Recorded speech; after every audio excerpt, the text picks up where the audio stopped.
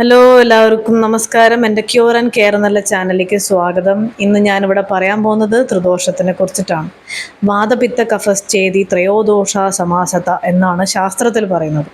ത്രിദോഷം ഇല്ലെങ്കിൽ ആയുർവേദമില്ല.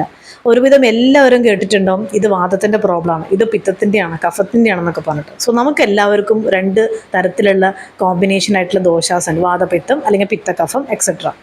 ഇന്ന് വാദത്തിനെ കുറിച്ചിട്ടാണ് നമ്മൾ പറയാൻ പോകുന്നത്. വാദം ബേസിക്കലി അവരുടെ ജോലി എന്ന് പറഞ്ഞാൽ ന്യൂറോളജിക്കൽ ആയിട്ടുള്ള മൂവ്മെൻറ്റ്സ് ആണ് അവരുടെ മെയിൻ റെസ്പോൺസിബിലിറ്റി. അങ്ങനെയുള്ളവരുടെ മെൻ്റലി ആൻഡ് ഫിസിക്കൽ ക്യാരക്ടേഴ്സാണ് ഞാൻ ഈ ചിത്രത്തിൽ ഇട്ടിരിക്കുന്നത്. സോ ഇത് കാണണം എന്നുണ്ടെങ്കിൽ നിങ്ങൾ വീഡിയോ പോസ് ചെയ്തിട്ട് നിങ്ങൾ പതുക്കെ വായിച്ചിട്ട് അടുത്തതിൽ പ്ലേ ചെയ്താൽ മതി. ഓക്കെ. അപ്പോൾ വാദത്തിൻ്റെ ബോഡി ടൈപ്പ് എങ്ങനെയായിരിക്കും? മെലിഞ്ഞിട്ടായിരിക്കും, സ്കിന്ന് ഡ്രൈ ആയിരിക്കും, ഭയങ്കര എനർജറ്റിക് ആയിരിക്കും, ഭയങ്കര എന്തൂസിയാസ്റ്റിക് ആയിട്ടുള്ള ആൾക്കാരായിരിക്കും, നഖം കുറച്ച് റഫായിരിക്കും, റഫ് ആൻഡ് ടഫ് ആയിരിക്കും. അതേമാതിരി മുടി കുറച്ചിങ്ങനെ ചെമ്പൻ മുടി എന്നൊക്കെ പറയില്ല, അതേമാതിരി ആയിരിക്കും. അവരുടെ ആപ്പിറ്റൈറ്റ് കുറച്ച് പെട്ടെന്ന് ദഹിക്കും, അടുത്ത വിശക്കും, പിന്നെ പെട്ടെന്ന് അങ്ങനെ. പിന്നെ മൈൻഡ് സ്റ്റേബിൾ ആവില്ല. ഇങ്ങനെ മെൻ്റലി ആൻഡ് ഫിസിക്കലുള്ള ക്യാരക്ടേഴ്സ് വ്യത്യസ്തമാണ്. പിത്തത്തിൻ്റെ ആയാലും അതെ, കഫത്തിൻ്റെ ആണെങ്കിലും അതെ. ഇതിനെ ബേസ് ചെയ്തിട്ടാണ് ഒരു ആയുർവേദ ഡോക്ടർ ഒരു പേഷ്യൻറ്റിനെ ചികിത്സിക്കുന്നത്. അതിൻ്റെ ബാലൻസ് ചെയ്യാനുള്ള മെഡിസിൻസ് ആണ് നമുക്ക് തരുന്നത്.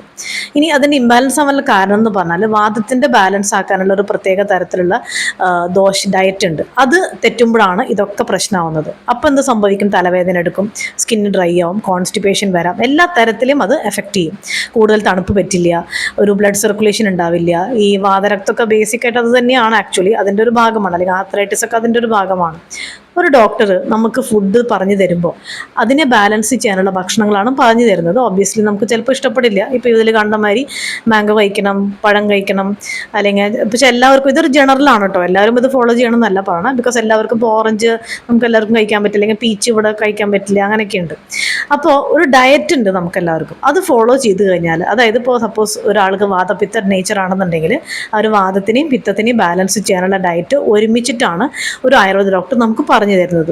അതായത് വാദദോഷവും പിത്തദോഷവും ബാലൻസ് ചെയ്യാനുള്ള ഡയറ്റാണ് പറഞ്ഞു തരിക. ഇനി അവർ ഇതല്ല, വാദകഫമാണെങ്കിൽ അങ്ങനെ. സോ വാദദോഷത്തിനെ കുറിച്ച് പറയാൻ കാരണം ഒരുവിധം എല്ലാവർക്കും മനസ്സിലാവുന്നില്ല എന്താണ് വാദം, എന്താണ് പിത്തം, എന്താണ് കഫം. അതുകൊണ്ടാണ് ഞാൻ ഈ വീഡിയോയിൽ ഇന്ന് ഇതിനെക്കുറിച്ച് പറയാം എന്നൊരു ഡിസിഷനായിട്ട് എടുത്തത്. സോ ഇങ്ങനെ ഒരു റൂട്ടീൻ നമുക്കുണ്ടെങ്കിൽ നോ പ്രോബ്ലം, ഒരു കുഴപ്പമില്ലാതെ നമുക്ക് പോകാൻ പറ്റും.